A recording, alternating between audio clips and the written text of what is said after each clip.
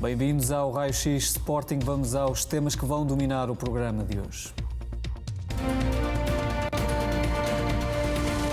O clássico da quinta jornada teve um pouco de tudo, mas ficou sobretudo marcado pela arbitragem de Nuno Almeida. Sobram casos e queixas dos Leões, com expulsões, penaltis e cartões por mostrar no estádio José Alvalade. Lances que vão merecer uma análise minuciosa neste Raio X Sporting. Em campo, o Sporting terminou o jogo com as estatísticas a sustentarem a ideia deixada pelos Leões, de que o empate não espelha o domínio apresentado pelo campeão diante do Futebol Clube do Porto. Em conferência de imprensa, Rubén Amorim destacou a exibição da equipa, que deveria ter terminado com uma vantagem mais ampla ao intervalo. Para a estreia na Liga dos Campeões e na ressaca da pausa para as seleções e do clássico com o Futebol Clube do Porto, restam muitas dúvidas no 11 para a recepção de quarta-feira ao Ajax. Esta segunda-feira o treinador contou com duas boas notícias em Alcochete, mas ainda não existem certezas para o primeiro jogo dos Leões na Liga Milionária. À segunda-feira contamos sempre com Miguel Braga, responsável de comunicação do Sporting Clube de Portugal. Bem-vindo, Miguel, mais uma vez. Também o Pedro Azevedo e o Manuel Fernandes voltam a estar connosco, antigo árbitro, antigo jogador do Sporting. Boa noite aos dois. E, a partir de casa, o comentador Sporting TV, João Olivença. Boa noite, João, já estás aqui connosco. Bem-vindo também, mais uma vez, aqui ao Raio X Sporting. E vamos começar, Miguel, por falar naturalmente do clássico intenso, marcado pela especulação à volta de um alegado bluff do Sporting em relação aos jogadores e aos problemas físicos de jogadores que depois acabaram por não poder jogar com o Futebol Clube do Porto. Pergunto se o futebol português, de facto, não precisa aqui de um salto civilizacional. Este episódio faz-me sempre lembrar aquela frase, que é quando Pedro fala sobre o Paulo, ficamos sempre a saber mais sobre o Pedro do que sobre o Paulo. E por isso eu acho que esse tipo de insinuações e jogo baixo e sujo devem ficar com quem os preferiu. João, mesmo sem bluff e também sem jogadores, a verdade é que o Sporting foi superior ao Futebol Clube do Porto. Foi demasiado Sporting para pouco Futebol Clube do Porto? Foi demasiado Sporting, foi demasiada equipa, demasiada união, uma primeira parte fantástica, como vamos ter a oportunidade de ver, e eu acho que o Sporting merecia ter vencido este jogo, como é evidente, porque foi claramente superior e com baixas de peso, como é evidente. Manuel, foi um clássico marcado mais um pela arbitragem, é um filme já demasiadas vezes visto no futebol português, não é? Sim, e principalmente com este árbitro. Eu aconselho as pessoas a reverem o jogo o ano passado do Passos Ferreira-Porto, em que foi este mesmo árbitro que fez uma arbitragem vergonhosa. Fez tudo para o Porto ganhar o jogo e o Porto acabou por perder porque o Passos Ferreira fez uma grande exibição. Portanto, mas vergonhosa. E, portanto, não me espanta o que ele fez aqui em Alvalade. Pedro, e neste fim de semana tivemos um árbitro estrangeiro, um árbitro francês a apitar o Passos de Ferreira Sporting de Braga. Saldo positivo do trabalho deste juiz francês? Sim, foi a primeira experiência no âmbito do protocolo estabelecido para a troca de árbitros em determinados jogos. O jogo foi fácil, portanto o árbitro teve mérito ao não complicar o jogo.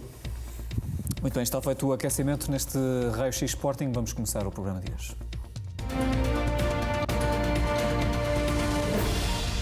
Começamos por olhar para os lances capitais desta partida da quinta jornada da Liga Portuguesa. Jogo cabeça de cartaz. O primeiro golo dos Leões, marcado por Nuno Santos. A grande abertura de Mateus Nunes, o cruzamento primoroso de Pedro Porro e a finalização do número 11, leonino. É uma grande jogada coletiva do Sporting a colocar os Leões em vantagem neste clássico que aconteceu no estádio José Alvalade. Depois deste golo houve casos a marcar esta partida, casos de arbitragem que também vamos analisar mais à frente. Aqui vemos um lance com Ivan Marcanel, que já tinha um cartão amarelo e poderia aqui ter visto o segundo, depois desta entrada sobre Paulinho, avançado do Sporting. Mas há mais lances a marcar esta partida. Temos também aqui um deles, esta agressão de Pepe a Sebastián Coates. Fica aqui visível o lance nesta repetição. Temos também ainda o domínio do Sporting na primeira parte, muitos remates dos Leões, com Diego Costa, guarda-redes azul e branco, a brilhar neste encontro. E temos também mais casos de arbitragem a marcar esta partida. Aqui uma entrada de Luís Neto. Temos também um possível penalti sobre Sebastián Coates, que ficou, ou que terá ficado por assinalar, é isso que vamos também conferir mais à frente, nomeadamente com a análise do Pedro Azevedo. E depois do golo do Sporting, depois também dos casos de arbitragem, tivemos o golo de Luís Dias, grande gesto técnico do extremo colombiano do Futebol Clube do Porto, que restabeleceu a igualdade na partida. E mesmo a terminar, há mais um lance polémico, este lance envolvendo Diogo Costa e Mateus Nunes. O Sporting queixa-se de um pontapé de penalti a favor dos Leões, que não foi assinalado por Nuno Almeida.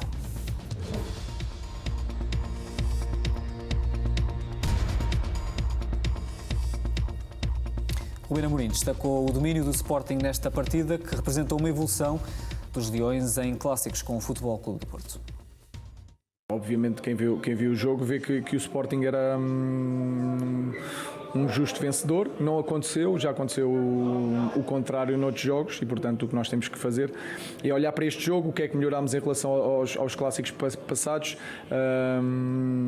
e focarmos muito nisso, naquilo que temos que melhorar, naquilo que fizemos bem. Este jogo já passou, já não conta, não vale a pena estarmos a pensar muito nisso, preparar já o jogo do Ajax.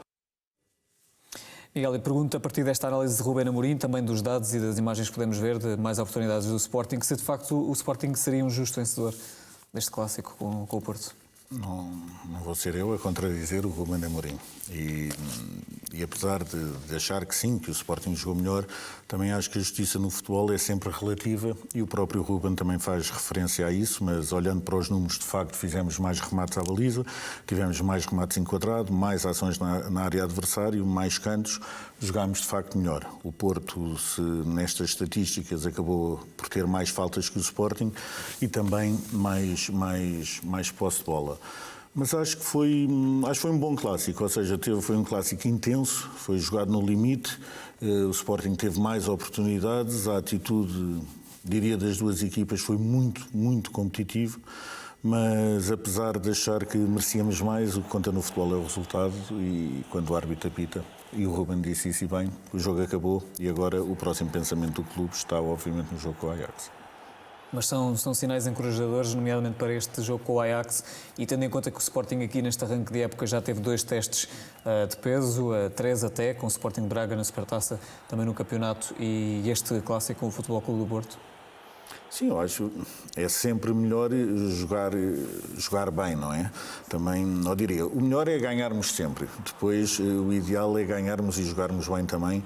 E acho que a equipa tem crescido e quem acompanha o Sporting e quem acompanhou a evolução desta equipa, mesmo quando o Rubén chegou e começámos logo a jogar assim, acho que estamos no bom caminho, obviamente, e volto a dizer, a atitude dos nossos jogadores, o que correram, o que batalharam neste jogo contra o Porto, só nos pode deixar bons sinais. Muito bem, este lance então este jogo aliás fica marcado por um lance que vimos há pouco, a agressão de Pep a Sebastián Coates, entretanto com uma novidade lançada durante o dia de hoje, avançada pelo jornal Record, que o Sporting terá pedido à Comissão de Instrutores da Liga o levantamento de um auto de flagrante delito a Pep por este lance com Sebastián Coates, ocorrido aos 32 minutos do clássico com o Futebol Clube do Porto. Diz o Record que, junto a este pedido, seguiram imagens onde os Leões consideram existir uma agressão ao capitão leonino. De resto, são estas imagens também que acabamos de ver.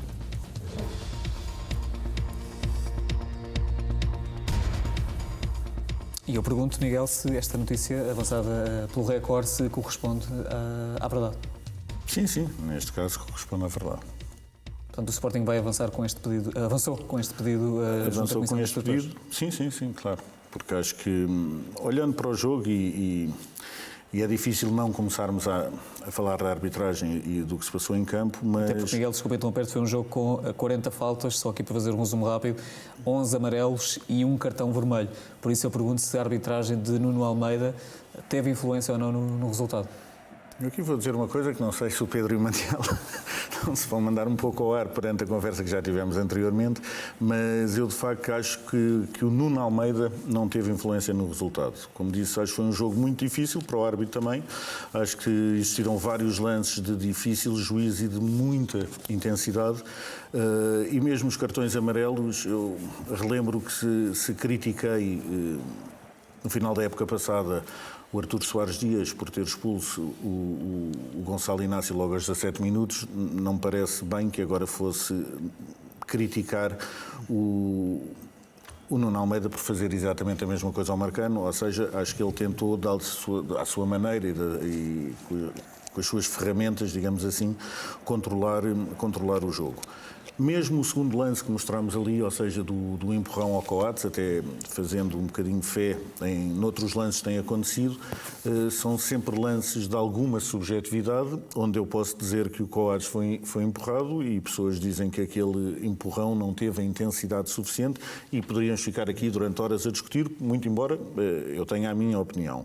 Mas acho que o erro faz parte do jogo, os árbitros são humanos e por isso neste jogo houve erros para um lado e para o outro, e por isso ainda consigo viver em paz com isso. O que me deixa bastante inquieto é aquele que para mim é o lance do jogo e o lance capital do jogo e cuja responsabilidade é inteira do VAR. Não? E quando digo do VAR, não é de todo um ataque à figura do VAR e ao instrumento que é o VAR, que acho que veio para ficar, deve ficar e que deve ser bem utilizado. A interpretação que um lance como o do Coates... Fala da agressão da agressão, do Pepe ao exatamente. Coates, sim. Esse, para mim, é o lance capital porque o árbitro pode não ver o jogo, a bola vai no ar, se eu não estou em erro, e o Pepe faz aquilo que já ouvimos fazer noutros campeonatos e noutros lances.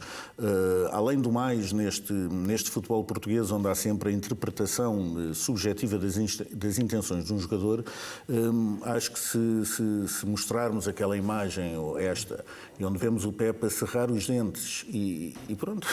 Isto é tão óbvio que é um total absurdo existir uma pessoa que ainda para mais tem um assistente e segundo consta 16 televisões, estas imagens passam-lhe à frente e ele acha isto perfeitamente normal. Acho também inquietante, para não dizer algo mais grave, que exista uma cartilha de ex-árbitros que parece que no dia a seguir vem para a comunicação social tentar nos mostrar uma realidade paralela que não existe. Porque atribuir a este lance, como eu vi escrito nos jornais, que o Coates teve culpa praticamente porque estava a agarrar no braço do Pepe, parece que ou estão a gozar com a nossa cara ou com a cara do Coates. Porque é tão surreal, ou seja, a mão do Coates e a mão fica lá. Sim. Por isso não há qualquer explicação para as coisas que foram escritas, a não ser um total corporativismo que eu acho perigoso e muito pouco honesto. Houve árbitros, Miguel, que consideraram que o Pepe estava simplesmente a tentar libertar de Sim, mas entretanto fechou a mão, cerrou os dentes e deu-lhe um murro nos queixos. E por isso é uma tentativa de libertação que é uma agressão em qualquer parte do mundo. Eu diria que o VAR não é para ser utilizado a torto e a direito. Nós, na época passada, caímos um pouco, se calhar, num abuso da utilização do VAR, que parecia para qualquer decisão do árbitro tinha que se ver o VAR. E não é para isso que ele serve. O VAR serve para erros graves do árbitro, para os corrigir e para ver lances que podem ter escapado à visão do árbitro. E este é um exemplo claro e de uma agressão. Termos alguém que olha para isto e acha normal e não chama sequer o árbitro para uma segunda consulta, como lhe digo, acho bastante surreal e preocupante. Deixa-me só então perguntar. Já agora, deixa-me só acabar, porque a grande questão aqui é que este não foi o único jogo em Portugal onde existiu um erro claro, para não dizer dois erros claros, mais dois erros claros também do VAR, também tivemos um VAR influente nos Açores. O jogo do Benfica, as pessoas, eu leio os jornais, Benfica ganhou 5-0, espetacular, jogam muito bem, mas esquecemos que foi um jogo com duas partes distintas e que na primeira parte o guarda-redes do Benfica era expulso em qualquer parte do mundo. E mais uma vez, aos árbitros de campo, eu confesso que desculpa um pouco mais do que aquele árbitro que está sem pressão, sem público e tudo mais, e está sentadinho numa sala com um assistente, convém sempre dizer, ou seja, estão duas pessoas a olhar para um lance, olhar para aquele lance e não marcar, e não expulsar o jogador. Uma vez que o árbitro faz esse erro, o VAR tinha toda a obrigação de o chamar. Como tinha a obrigação de chamar no lance seguinte, ou num lance também, ainda na primeira parte, quando o jogador do Benfica, enfim, dá com o pé na cara de um jogador do Santa Clara. Isto são erros tão claros que me custa que a responsabilidade desses erros caia sobre esta figura que é o vídeo-árbitro, que é um instrumento bom para o futebol, que deve ser utilizado, e que nós de repente vemos 2 erros clamorosos, e esses sim com influências no resultado. E Nesse com influência mais do resultado na classificação. Porque é óbvio que se o Sporting, no jogo frente ao Futebol Clube do Porto, aos 25 minutos, se apanha a ganhar 2-0 com uma expulsão e o Porto a jogar com 10, é muito difícil, e ainda para mais com o futebol avassalador que o Sporting estava a fazer durante essa primeira parte, é muito difícil que o Porto, ou acreditar que o Porto conseguisse marcar 2 golos. O Porto, se nos relembrarmos de todo o jogo, teve uma oportunidade de golo que foi o lance do golo. E por isso, aí sim há uma influência clara no resultado e na classificação. Como há no Benfica, o facto do Benfica não ter estado a jogar com 10 jogadores a partir do lance em que o Vlaco Dimos, enfim, varre o atleta, o defesa, o atacante, digo eu, do Santa Clara. E eu acho que estes casos, e com alguma preocupação e apreensão, devemos olhar para estes casos. Tanto um como o outro. Este do Coates, como digo, acho que poucas vezes vi uma coisa tão absurda e além do mais, devemos pensar também no fartote que deve ter sido no balneário do Futebol Clube do Porto, que o Pepe dá um murro na cara do Coates e a seguir ainda diz para toda a gente ver, vão ver ao VAR. E nós fomos. E vai-se ver e olha, e vemos isto, não é? E vemos uma agressão de um jogador a outro. A impunidade com que isto passa, o gozar com a cara das outras pessoas, não sei, confesso que me faz muita confusão que pessoas cuja obrigação é estarem a ver este tipo de lances e chamarem a atenção do árbitro para este tipo de lances, que isto lhes passa ao lado. Faz-me confusão que senhores ex-árbitros que hoje em dia opinam nos jornais olhem para este lance e tentem, de alguma forma, desculpar a não marcação da grande penalidade e a expulsão do Pepe. O Pepe tem respeito, o Pepe, enfim, jogador internacional por Portugal, não está aqui sem causa, mas o Pepe não tem a fama do Beckenbauer. Não estamos a falar de um anjinho de igreja. E é alguém que tem um historial atrás que já fez algumas coisas destas. E como digo, toda a interpretação que muitas vezes ouvimos falar os especialistas, não é? Da intensidade, se o jogador queria fazer isto ou aquilo, acho que é um bocadinho claro pela cara do Pepe, quando vemos a repetição, aquela mais próxima, ele fecha a boca, fica ali irritado e faz aquilo que, enfim, fecha a mão e acerta no jogador. Isto, como é que se desculpa isto? E tenta-se passar um pano por cima disto e fingir que nada se passou, eu acho que é muito perigoso para o futebol português. E já agora dizer que este lance e outros também, nomeadamente do Santa Clara Benfica, vão ser analisados já a seguir pelo antigo árbitro Pedro Azevedo, mas a propósito deste lance aqui que continuamos a ver, de Pepe com Coates, e o tal gesto que também falavas, o cerrar do punho, não é? Portanto, o gesto intencional que falavas de Pepe, com que expectativa é que o Sporting faz aqui este pedido à Comissão de Instrutores de levantamento de um auto flagrante delito à defesa do Futebol Clube do Porto? A expectativa é que seja reposta alguma justiça neste ato. Volto a dizer, o futebol tem regras claras.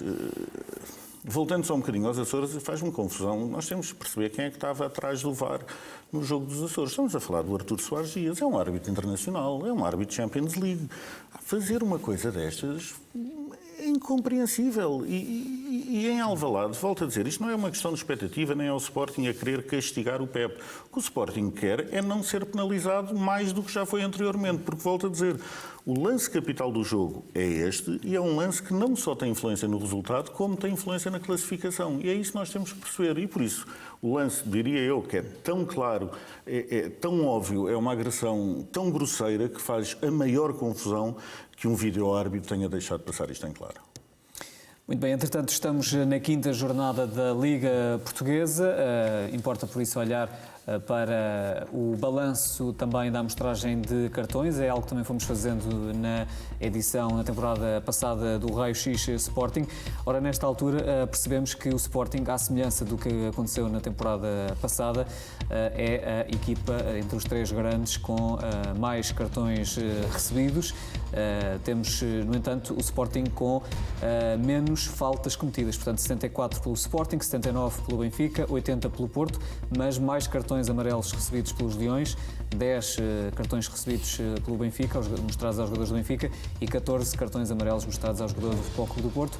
Um cartão vermelho mostrado ao Benfica, nenhum para o Sporting e também para o Futebol Clube do Porto. Temos, no entanto, os Leões com mais cartões amarelos, uma média de 4.11 faltas para receber um cartão amarelo, ou seja, significa que o Sporting recebe um cartão amarelo a cada 4.11 faltas, 7.9 no lado do Benfica e 5.71 no lado do Futebol Clube do Porto.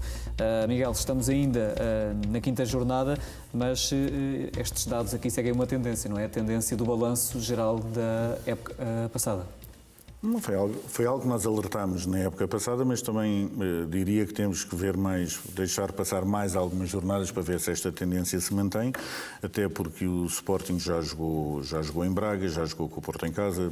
Falamos também do jogo de Famalicão, ou seja, já teve alguns jogos um pouco mais difíceis e enfim, estou a tentar arranjar uma justificação para uma tendência da época passada.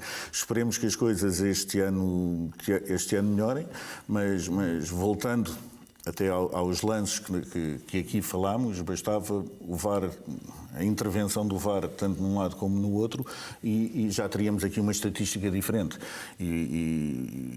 Ou seja, porque houve a interpretação que o pé do Diogo Gonçalves levou uma cabeçada foi a única explicação que é possível, levou uma cabeçada do jogador do Santa Clara, como da mesma maneira que terá sido o jogador do Santa Clara a provocar o contacto com o Vlaco Dimos, como aqui ouvimos aquela explicação bastante rebuscada que terá sido o braço do Coates, o Coates a agarrar no braço do Pepe e que depois fez uma espécie de mola, obrigando-o a cerrar os dentes, o punho e a acertar-lhe na cara, com certeza.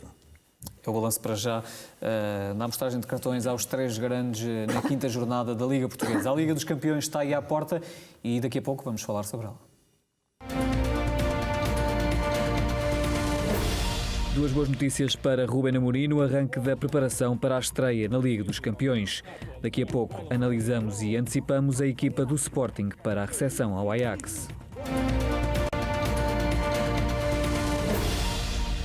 Para já continuamos no Clássico e vamos agora ao Raio X Arbitragem.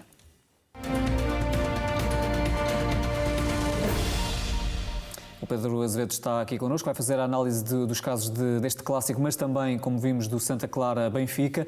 Vamos começar pelo Clássico, aqui também com troca de impressões entre o Manuel Fernandes e o João Olivença, o próprio Miguel, se também assim entender. Começamos por um lance aos 20 minutos, Pedro, com Marcano, o tal lance que poderia ter aqui valido a expulsão ao defesa do Futebol Clube do Porto. Sim, portanto há uma perda de bola do Pepe, o Paulinho consegue antecipar-se, joga a bola, e Marcano, já fora de tempo, acaba por atingir Paulinho. Podemos ver por estas imagens que, caso Paulinho passasse com a bola, ficariam 2 defesas para 2 atacantes, portanto esta jogada também poderia constituir um ataque prometedor. E como tal, seguindo o critério disciplinar do árbitro até à altura, claramente haveria lugar a cartão amarelo a Marcano neste lance, seria o segundo e, portanto, a expulsão. Vamos a um lance aos 32 minutos, é o tal lance que o Miguel Braga considerou ser capital desta partida, o lance entre Pepe e Sebastián Coates. Ficou aqui uma expulsão, por assinalar, Pedro. Sim, portanto, lance dentro da área, com a bola em jogo. Portanto, aqui estamos a ver as imagens. Há várias indicações para estes tipos de lance e creio que este lance cumpre todos os requisitos para expulsão. A bola não está a ser disputada no local e o Pepe abre ostensivamente o braço na direção ou o punho na direção da cara do Coates. o punho cerrado para atingir a cara de Coates e o cerrado de dentes. Portanto, são 3 indicadores claros de que há intencionalidade naquela ação. Portanto, seria expulsão por conduta violenta de Pep e, estando a bola em jogo, seria pontapé de penalti a favor do Sporting. Manuel Fernandes, a sua Mas análise. já agora, tu que és do meio, digamos assim, o que é que passa pela cabeça de alguém olhar para isto e achar que não é agressão? É que faz para um leigo não árbitro, que só vê futebol e que já jogou alguns esportes enfim, e sabendo ainda para mais que há essas indicações que tu acabaste de dizer, destes sinais exteriores de agressão, chamemos-lhe assim, havendo tudo isso, como é que é possível alguém que está sentado numa sala com essa função deixar passar isto em claro? A única justificação que eu posso dar é que o VAR não viu estas imagens ou não deu a atenção necessária a estas imagens. Sim, ou seja, eu não tenho uma explicação. Por isso... Olha, então eu vou-te dizer uma coisa, Pedro, desculpa lá interromper. Sim, claro. Eu estava no estádio a ver o jogo, estava com o Miguel, no estádio a ver o jogo, e 1 minuto depois mandaram esta imagem que é vista aqui. Então, e ele não viu muita coisa. Ele não viu muita coisa, este árbitro, mas viu o ano passado, há 2 anos, foi o Coates fazer 3 penaltis. E agora não viu o Coates ser agredido e marcar um penalti a favor do Sporting. O Pep um jogador que faz o que ele faz durante a sua carreira, isto não está em causa o valor dele como jogador, não está em causa. Está em causa as atitudes que ele tem tido como profissional, e isso tem sido horrível.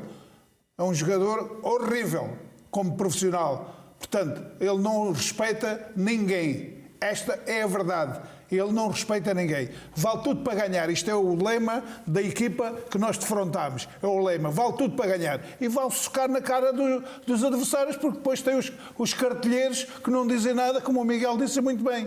Os cartilheiros que defendem isto. É só isto, mais nada. Eu mais, enfim, estava-me a lembrar de outro episódio surreal que também está relacionado com este episódio, com este lance do Pepe e do Coates. Foi na transmissão do jogo, ouvimos os comentadores durante o jogo, quando viram a imagem, disseram a verdade lá para Alice, não é? Isto é uma agressão, o Pepe devia ser expulso e deveria ter sido penalti. Chegamos ao final dessa transmissão e já depois das flash interviews, etc., e vem um especialista tentar justificar e falar de um lance perfeitamente casual. Eu vou voltar a dizer, olha-se para isto e alguém diz que isto é um lance perfeitamente casual, ainda para mais continua nos seus comentários, chegando ao amarelo do Jovane, dizendo que assim é muito merecedor porque é uma falta negligente. Isto é desrespeitar todos os princípios deontológicos que deveriam existir numa profissão e num comentário. E se alguém, enfim, não consegue ser isento e gosta muito de um clube, deve-se abster de tentar dar um ar que é uma pessoa muito isenta. Porque não faz bem ao órgão de comunicação social onde está, não faz bem aos adeptos, não faz bem aos leitores, aos telespectadores, não faz bem a muita gente. Faz bem, se calhar, para as pessoas que vêm àquele clube, ponto final, parágrafo. Isto, volto a dizer, é um lance claro. Peço para se ver a expressão do Pep. É que isto é tão claro que até irrita como é que alguém olha para isto e tenta dizer não, isto não foi nada. Nós vivemos num mundo de unicórnios e foi o Coates que lhe agarrou no braço e o Pep só lhe estava a fazer uma festinha porque acho que o Pep quer deixar crescer a barba. Deve ser por causa disso. Miguel, e quando qualquer jogador que aborda um lance como este, um defesa central que aborda um lance, não vai com o punho fechado. Pois, o punho fechado é uma intencionalidade daquilo que já ia fazer. Claro. Sim, portanto, este para mim é o lance capital do jogo. Todos os outros, eu desculpo-me, tenho alguma compreensão, ou tento ter alguma compreensão, porque acredito que seja difícil, Pedro poderá falar dessas dificuldades, seja difícil o tomar ali a decisão numa fração de segundo, para um lado, para o outro, etc. E acredito que, obviamente, há excelentes árbitros que em 100 decisões tomam 99 bem. Parabéns a esses, mas tenho mais alguma compreensão com os outros. O que eu acho que não se pode ter compreensão nenhuma é com senhores que estão sentadinhos, sem público, sem pressão, sem nada, estão a ver isto por uma televisão, veem uma agressão destas e acham que não é nada. E qual é a mensagem que nós estamos a dar para dentro de campo? Continuem a fazer isto? Mas viu o ano passado o Gonçalo Inácio ser expulso em 17 minutos? Sim, viu bem 2 faltas que foram faltas normais e viu o Gonçalo Inácio Mas como expulso. digo, eu comecei por dizer isso, eu aí critiquei o Artur Soares Dias pela sua intransigência e porque até dei aqui alguns exemplos de jogos onde o próprio foi árbitro contra o Sporting e conseguiu gerir a coisa para não expulsar pelo espetáculo, etc. Eu ainda tenho alguma sensibilidade a esses argumentos, digamos assim. O que eu volto a dizer que não tenho qualquer tipo de sensibilidade é de alguém que vê esta agressão e que deixa passar isto como se nada fosse, ainda para mais com o Pepe a gozar com a cara de todos nós a mandar as pessoas ir ver ao VAR. E nós fomos e vemos isto. E perante isto, o jogador não é expulso e não é marcado penalti. Isto sim é incompreensível. Pedro, sim, rapidamente. Duas notas só para terminar. Pode-se ver perfeitamente no lance que a ação é completamente despropositada, até porque a bola não está a ser disputada na zona do contacto do Pepe com o Coates. Portanto, aquele movimento não tem qualquer justificação. Referir também que o corpo de Coates parece estar a tapar a visão do árbitro, mas claramente este seria um lance para a intervenção do VAR. Vocês já falaram aqui, muito rapidamente, Pedro, destes indicadores, tu falaste nos indicadores que demonstram aqui uma intencionalidade neste gesto de Pepe. Parece que isto também deverá ser tido em conta pela Comissão de Instrutores nesta análise que vai fazer ao pedido apresentado pelo Sporting?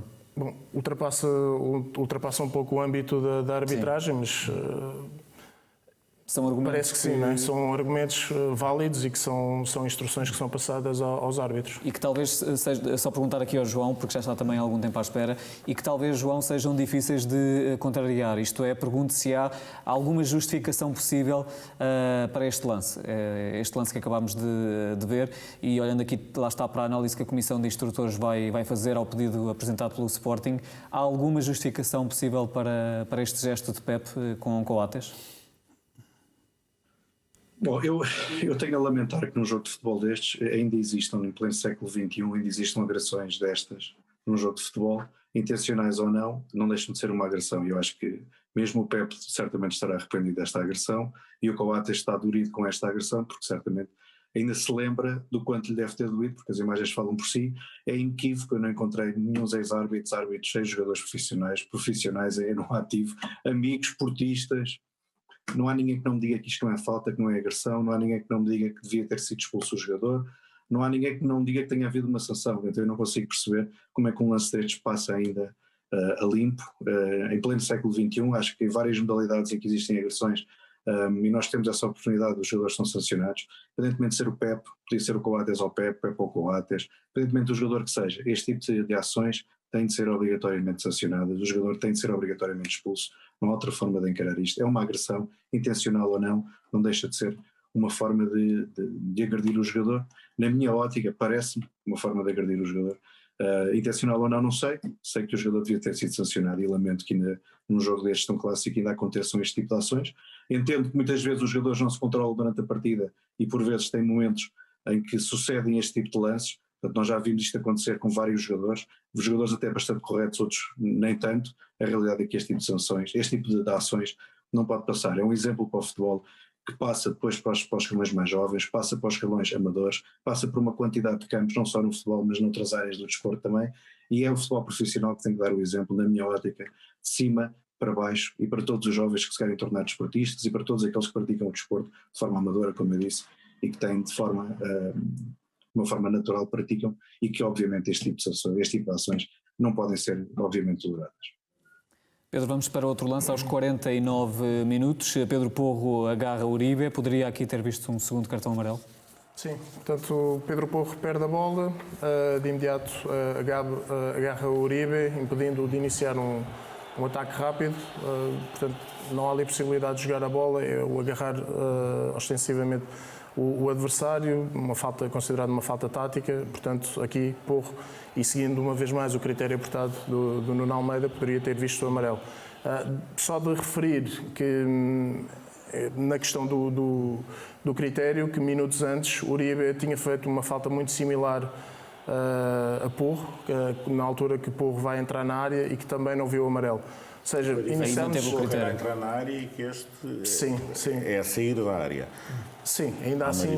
Mas o critério manteve-o aí, pelo menos. Manteve, lá está. Na primeira parte, um critério muito apertado, um critério disciplinar muito apertado, com muitos cartões.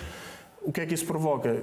Seguindo o mesmo critério, vão haver muitas expulsões ao longo do jogo, principalmente num jogo com esta intensidade, com esta... Pedro, o critério apertado é ele que estava todo. Ele não tem personalidade para arbitrar um jogo destes. Essa é a realidade. Não tem classe nem personalidade para arbitrar um jogo destes. E quando ele mostra um cartão amarelo aos 2 minutos a um jogador que foi bem mostrado porque agarrou, impediu a progressão do Porro, sim, foi o Bruno Costa. Logo a seguir mostra outro amarelo ao Vinagre, que é uma falta perto da área do Porto, uma falta que não tinha perigo nenhum, é falta de facto, mas não era para... E depois mostra outro ao Marcando, que também não é falta. Portanto, ele precipitou-se logo, ele andou ali só para dizer que estava ali para segurar o jogo. E ele quase que dava cabo de um espetáculo que era bonito, que o Sporting fez um espetáculo lindo. O Porto sujeitou-se àquilo que o Sporting fez. O Porto, eu nunca vi o Porto jogar como jogou em Alvalade. O Porto jogou para empatar. E quando fez o empate, nunca mais veio cá acima. Portanto, é uma equipa que respeitou muito o Sporting, teve medo do Sporting. Agora, acho que o Nuno Almeida faltou-lhe personalidade para dirigir este jogo, mais nada. Sim, podia ter gerido o jogo de outra forma. 53 minutos, lance entre Taremi e Coates, livre para o Sporting e depois aqui 2 jogadores envolvidos. Queixa-se o Sporting de que Taremi acabou por empurrar Coates neste... Parece-me um lance claro. O Coates movimenta-se no sentido de jogar a bola no momento em que a bola está a chegar. O Taremi empurra claramente o Coates, que se desequilibra e cai no chão, portanto, pontapé, penalti por assinalar a favor do Sporting neste lance. Este é do árbitro. Este não é dúvida do árbitro, é do árbitro. Este lance é do árbitro e até se pode ver que o árbitro tem o ângulo aberto para avaliar o lance. Sendo um lance de intensidade, como o Miguel referiu há pouco, não seria lance para VAR, mas creio que o árbitro tem o ângulo aberto para ver o... Não devia dizer nada. Se o árbitro tem marcado o penalti, também acho que o VAR não devia dizer nada. Neste caso, sim. O outro caso que estávamos a falar é um caso completamente diferente. É uma das razões para o qual o VAR foi instituído, foi exatamente... Sim, o outro caso do Coates. Do Coates com o Pepe. Isso é o VAR que tem que ver. Enfim, é um exemplo... Eu aí acredito que o árbitro não visse. Se o VAR fosse dado na universidade, este podia ser o chamado caso prático, não é? Vejam lá esta imagem. Aqui tinham que intervir, porque é uma coisa tão escandalosa e tão visível, e com os tais sinais exteriores de agressão que o Pedro falava. Faz o checklist todo, por isso faz muita espécie que olhar para isto e perceber que o jogador se manteve em campo, que ainda mandou as pessoas irem ver o vídeo ao VAR e que nada se passou e que isto não teve consequências. E como o João Olivença disse muito bem, a consequência que este tipo de atitudes têm é que vão ser replicadas enquanto não se acabar com elas. Isto é a lei da vida e a lei da natureza, as coisas são assim. E a lei do futebol é exatamente a mesma coisa e rege exatamente pelos mesmos princípios.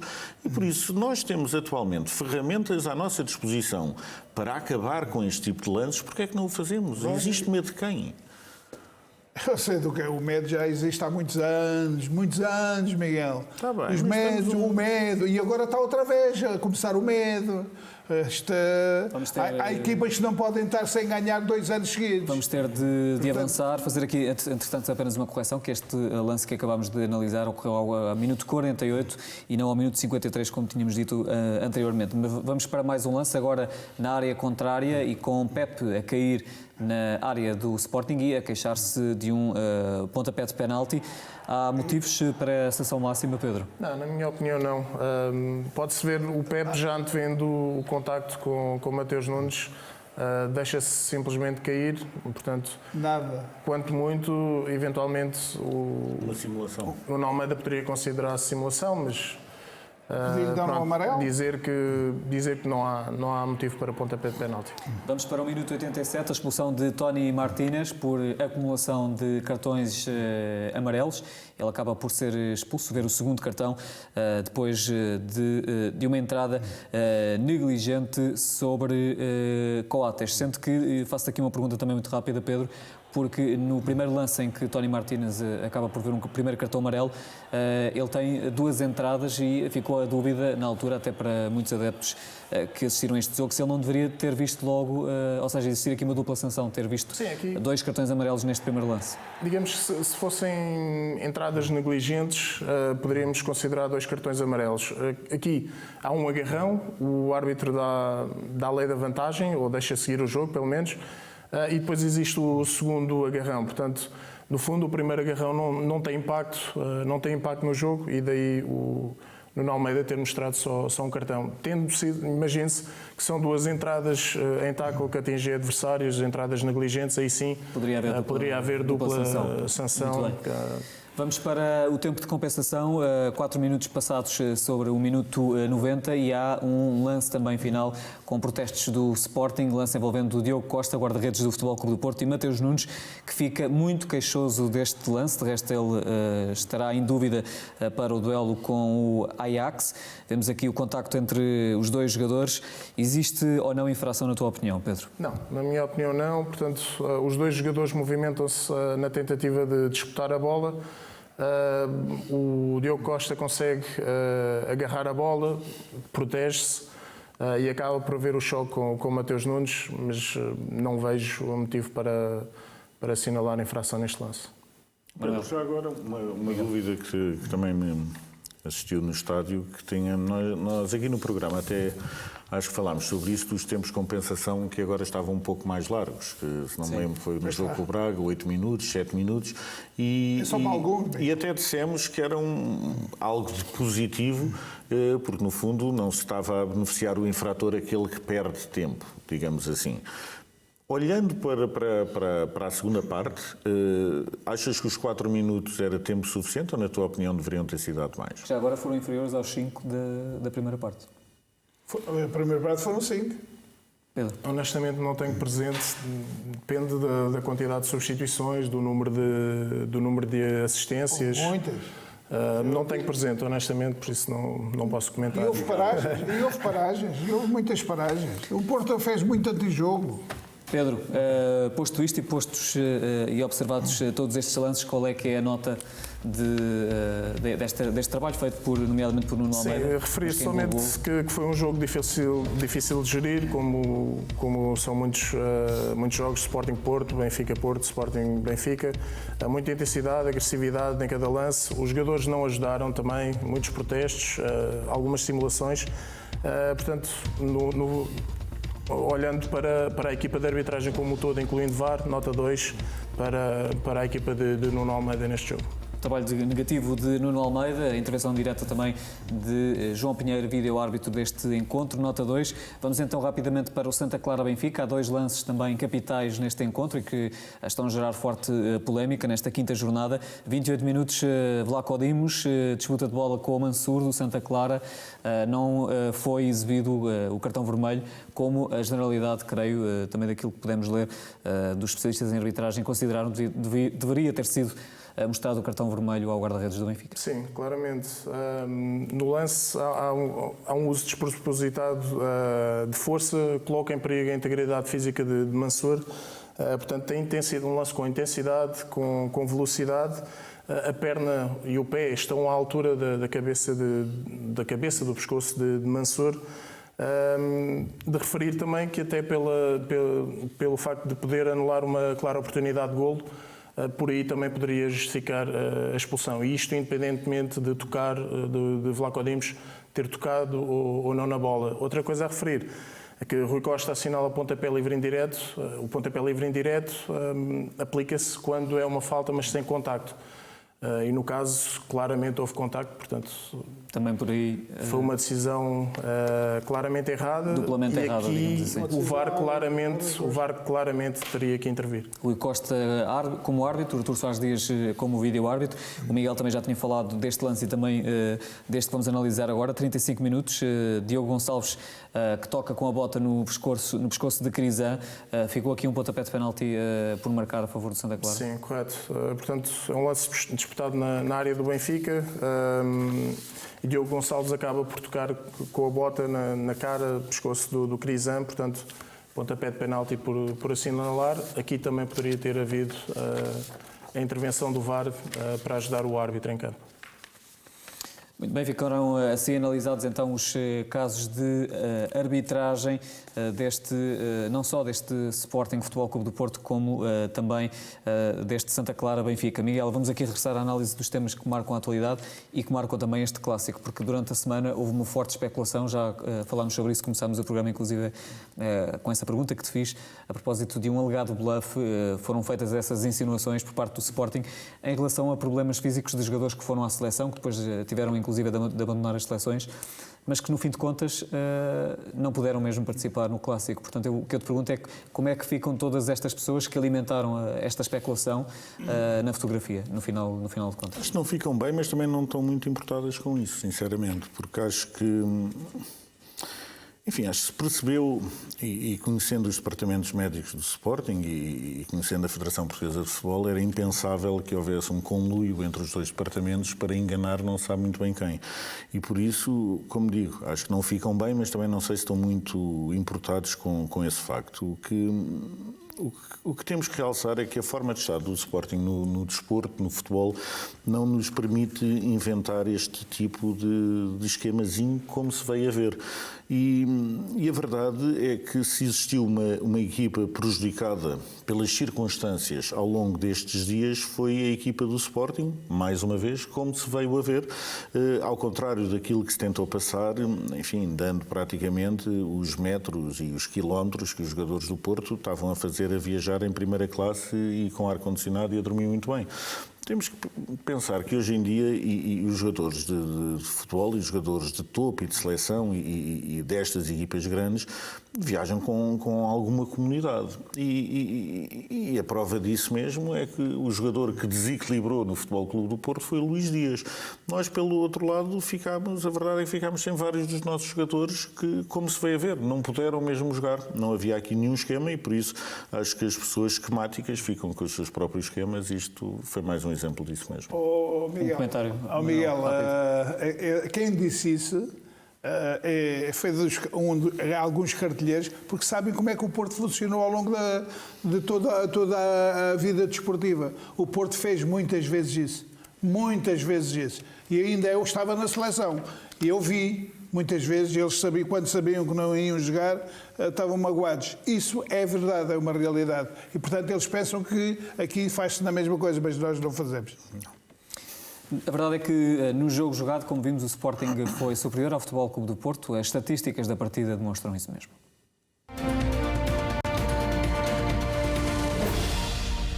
E é isso que vamos começar por ver, João Olivença, nos lances táticos de hoje, as dinâmicas do Sporting e o domínio que se traduziu nos números finais desta partida. É verdade, André, o Sporting, estatisticamente, que é um indicador daquilo que acontece dentro de campo do ponto de vista numérico, esteve à frente do Futebol Clube do Porto em vários pontos, como nós vemos aqui. Não vale a pena enumerar, basta estar aqui e ver. As pessoas que estão em casa têm essa capacidade de interpretar do ponto de vista estatístico ao nível das oportunidades, dos remates, e não só da eficácia do passe, etc. De tudo o que nós temos aqui, eu acho que o Sporting foi claramente uma equipa que se mostrou em campo na primeira parte claramente superior, como eu vou mostrar com 3 imagens a seguir, e na segunda parte o Futebol Clube do Porto conseguiu equilibrar em alguns momentos, mas depois o Sporting obviamente esteve por cima também, e eu creio que o resultado mais ajustado seria obviamente a vitória do Sporting, mas a justiça no futebol traduz-se pelo número de golos marcados, e eu repito isto semana após semana, e neste jogo o Sporting só conseguiu marcar 1 e o Futebol Clube do Porto marcou 1 com a oportunidade que teve de Luís Dias. Portanto, eu queria passar já para a situação do primeiro lance do jogo, que eu acho que me parece determinante, que eu queria chamar aqui, porque eu acho que é mais uma interpretação. Vemos aqui a marcação feita por Marcano no círculo amarelo a Giovani, e vemos a marcação a Mbemba a Nuno Santos. Nós vimos que muitas vezes durante a partida esta marcação, como é feita, deu muitas carências. Marcano tinha que fazer muitos movimentos para o lado esquerdo e Mbemba deixava sempre o corredor central aberto. O gol é um exemplo precisamente disso. O Sporting explora muito bem o facto do Futebol Clube do Porto estar com a equipa muito fechada no corredor central, liberta os seus dois laterais, neste caso Pedro Porro, sem marcação nenhuma. Marcano está a fazer a marcação a Giovani, não pode se desdobrar em 2, Pepe está a fazer a marcação a Paulinho, Mbemba não está a fazer a marcação a ninguém e por isso o gol surge precisamente numa desconcentração de Mbemba, que teve várias ao longo da partida, que culminaram num gol do Sporting aqui marcado por Nuno Santos. Uma belíssima jogada do Sporting, bem aproveitada, explorando as fragilidades do Futebol Clube do Porto, principalmente da linha defensiva do Futebol Clube do Porto. A linha média não teve capacidade quase nunca na primeira parte de ajustar, a linha defensiva teve muitas dificuldades porque, como eu disse, muito centrada na zona central do campo, os jogadores a terem de desdobrar em posições, Mbemba com muitas fragilidades do ponto de vista posicional e leitura do jogo. O próximo momento que eu trago também é mais uma situação em que o Sporting consegue recuperar a bola e cria mais uma situação na zona, nas costas de Mbemba novamente. Vemos ali Nuno Santos com o circo do lado esquerdo, Paulinho, e vemos aqui já o Vinagre no corredor esquerdo a subir. O passe de Paulinho é magistral e mais uma vez na zona de Mbemba aparece o espaço para o Paulinho poder finalizar. Eu creio que é Bruno, que é o Uribe, consegue fazer o corte e a interseção a tempo. Mas o que é que nós destacamos aqui? Novamente, defesa do Futebol Clube do Porto, a linha defensiva muito sozinha, os jogadores a fazerem marcações individuais e sem conseguirem atuar junto do portador da bola, e o Sporting sempre com espaço para jogar nos corredores, ocupar a zona central do campo e os centrais com alguma dificuldade. Pepe e Mbemba completamente batidos, vemos no segundo posto Nuno Santos que sai do corredor esquerdo para o corredor central a aproveitar novamente as fragilidades de uma linha defensiva que durante a primeira parte praticamente toda teve muita dificuldade. Eu vi o treinador do Futebol Clube do Porto dizer que foi só a partir de metade, mas estas fragilidades foram notadas desde o início, como eu pude mostrar. Paulinho aqui teve uma excelente oportunidade para marcar, o Uribe consegue recuperar a tempo, linha defensiva muito recuada e os jogadores do Sporting com muito espaço, o Giovane, o Nuno Santos e o Paulinho sempre com muito espaço. Numa primeira análise, como vemos aqui só para terminar, vemos ainda Nuno Santos, quando Paulinho tem a bola, a fazer uma desmarcação nas costas dos dois centrais, algo que vimos na imagem passada que deu o gol e algo que vamos ver agora que vamos ter essa oportunidade. Vemos ali Nuno Santos que já está a desmarcar-se nas costas, é pena não podemos ter visto, que já estava a desmarcar nas costas de Mbemba, novamente para aproveitar a subida do jogador e o desposicionamento que muitas vezes o jogador tinha durante a partida. A próxima imagem é mais uma vez uma dessas situações. Temos aqui ainda, próxima imagem, próximo corte, é mais uma dessas situações em que o Sporting tem a bola. Vemos aqui o posicionamento do Futebol Clube do Porto, marcando no corredor esquerdo, o Pepe no corredor central e o Mbemba, e depois vemos aqui o Giovane, o Neto e o Nuno Santos. São os três jogadores intervenientes nesta situação. Vemos o Neto a recuperar a bola, a lançar em Giovane, e Giovane novamente nas costas da zona de Mbemba, a aproveitar o espaço que existe entre a linha defensiva do Futebol Clube do Porto e a criar mais uma situação de golo. O que é que nós vemos? Vemos que a marcação de Mbemba a Nuno Santos não está propriamente bem definida. Vemos que o jogador não define bem o espaço para atacar, primeiro tenta colocá-lo em fora de jogo e depois percebe que não consegue. Vemos que Mbemba coloca Nuno Santos em campo, no momento de acompanhar o momento de fechar o espaço, e Nuno Santos mais uma vez muito bem, a aproveitar o espaço e as debilidades que a equipa do Futebol Clube do Porto tem na sua linha defensiva, fechando muito bem aquela zona central. Vemos aqui o movimento, Giovane na direita, o Paulinho no meio para tentar condicionar e o Nuno Santos. Neto recupera a bola e vemos imediatamente o movimento do Nuno Santos para a zona central do campo. O espaço é grande entre Mbemba e Nuno Santos, define mal e depois aproveita o espaço entre os dois centrais, que é muito grande, e Nuno Santos tem aqui mais uma oportunidade. Eu mostrei três situações que são muito similares, mas o Sporting ainda criou mais uma situação de uma recuperação de Mateus. Ele teve mais outra situação durante a primeira parte de aproveitamento dessa zona central. Na primeira parte, independentemente das substituições do Futebol Clube do Porto, que aconteceu para substituir a linha média com o Bruno Costa, com o Sérgio Oliveira e Manafá pelo Marcano, as dificuldades mantiveram-se durante toda a primeira parte e também durante alguma segunda parte. E o Sporting, e é isso que eu queria realçar, o Sporting criou várias situações de golo, teve a oportunidade de fazer golo, aproveitou e explorou muito bem as fragilidades do Futebol Clube do Porto, com estas situações que eu mostrei, mas outras que também aconteceram durante toda a partida, e por estas razões, pela inteligência e capacidade dos jogadores do Sporting, pela união e pela raça e pela vontade que os jogadores mostraram durante toda a partida e pela sua organização, eu creio, e justificava-se que o Sporting saísse da primeira parte a vencer por 2-0 e que durante a segunda parte o resultado ficasse muito mais dilatado, até pela capacidade que a equipa do Sporting estava a demonstrar e o controle estava a demonstrar da partida. Obrigado, João, mais uma vez, pelas explicações táticas deste clássico com o Futebol Clube do Porto. Este clássico, o Miguel, ficou também marcado pela negativa por um episódio com um adepto que caiu de uma bancada do estádio José Alvalade. Que informações é que tem o clube relativamente ao estado de saúde deste homem? Nós fomos acompanhando a evolução e espero que continue tudo a correr bem.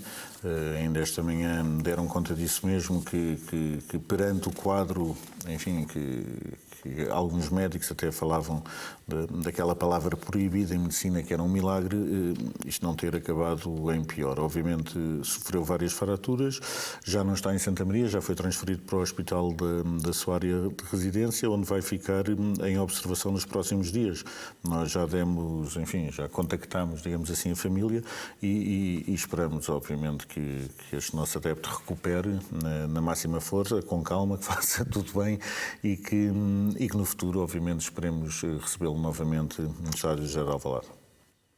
Muito bem. Depois do clássico, os Leões já preparam o duelo de quarta-feira com o Ajax, com duas boas notícias hoje recebidas por Ruben Amorim, a subida ao relevado, para já de forma condicionada, de Gonçalo Inácio e também de Tiago Tomás, jogadores que sobem aqui um degrau no processo de recuperação e que Manuel Fernandes eventualmente poderão recuperar para o jogo de quarta-feira. Seria uma grande notícia para o Sporting, obviamente. Era uma grande notícia e como pode também seria extraordinário, mas